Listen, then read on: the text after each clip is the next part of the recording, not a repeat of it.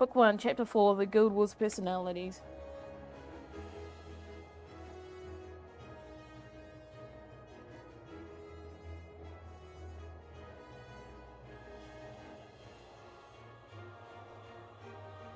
King Adabun, born in Jaskier, nation Ascalon, proficient warrior, age 61.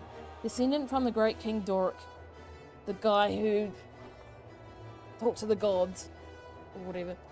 King Adabun is well liked by the citizens of Ascalon. His easy demeanor and battlefield heroics secured his spot as one of the most popular kings in the history of the walled nation. In his younger days, Adabun was a champion of his guild, Ascalon's Chosen. Tales of his feats during the guild wars are told and retold today. The enemies he fought growing larger and fiercer as the stories are passed from one mouth to the next. He's older now, and though he's a well-liked king, his insistence that the army can hold back the beast from the north has started the people whispering to each other in the streets. Not everyone agrees with the king on this matter. Making matters worse, Prince Rook, the king's eldest son and heir to the throne, is among those who criticize Adalburn's policies. Though he is close to his son, king and the prince often do not see eye to eye.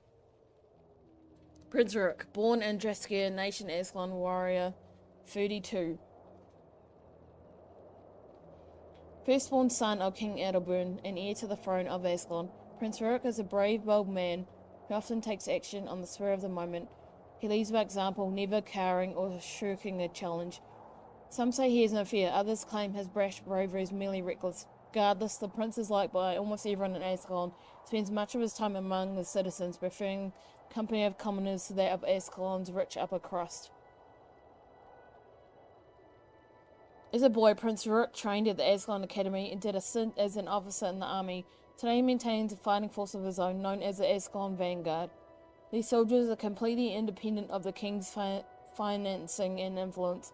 Rook's father, King Adalburn, takes a certain amount of offence to this, though he keeps it to himself and his closest advisors.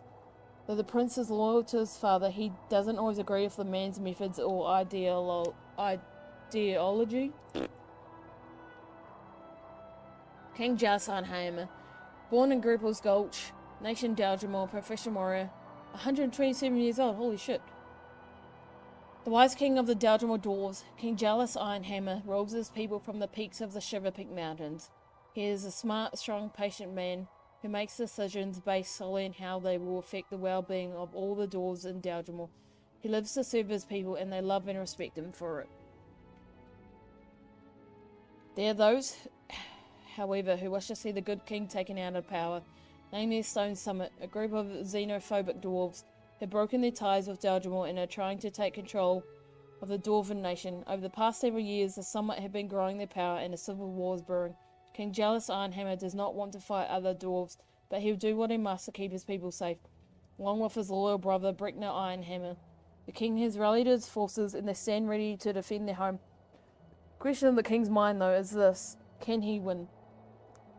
Devona, born in Rin, nation Ascalon, warrior 24. Devona is quite serious and direct in her dealings with others.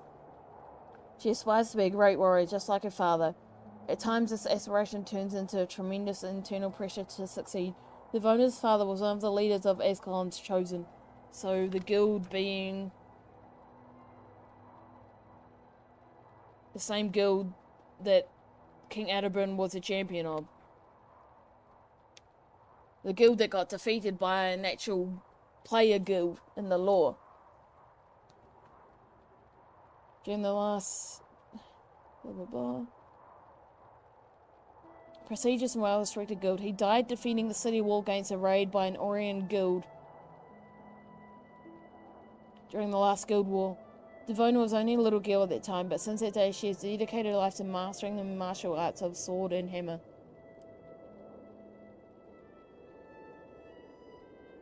Devona is a level-headed leader of the party. She always assesses the situation before rushing in, which sometimes puts her at odds with the brash Sin. Despite her restraint and control, Devona has a temper and it can get the best of her. She would sacrifice her own life to save the life of a friend. She frequently puts herself in harm's way to protect those who travel with her.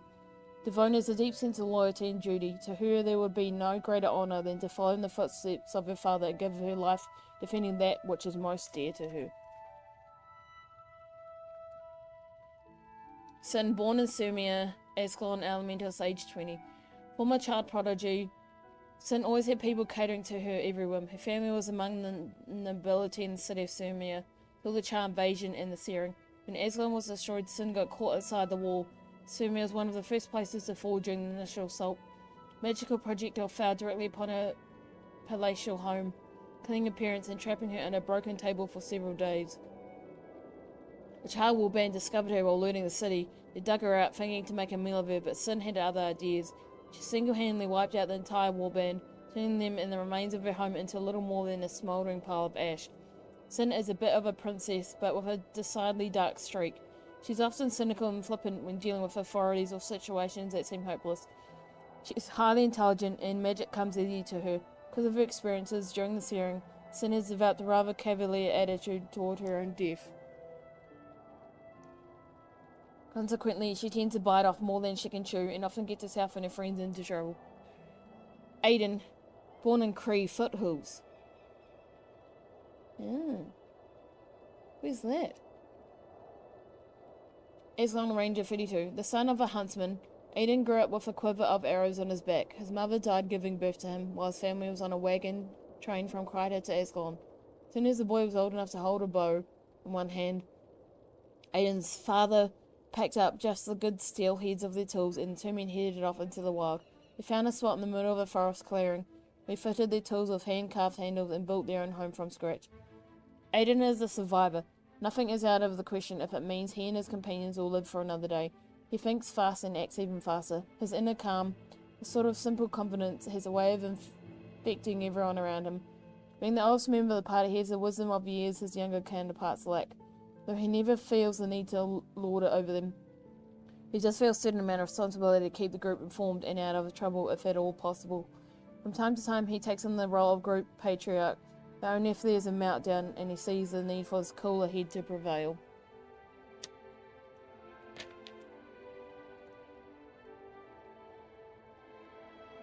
I'm surprised they don't have Eve in this. Menlo, Serenity Temple, Ascalon, Monk 22.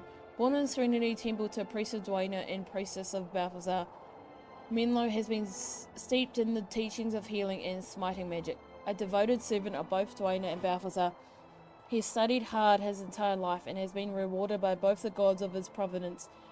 But paying allegiance to two gods has not been without its consequences. Without a clear path to follow, Menlo has a tendency to overanalyze situations and possible consequences, not sure whether to take the path of aggressive strength, that of defensive grace.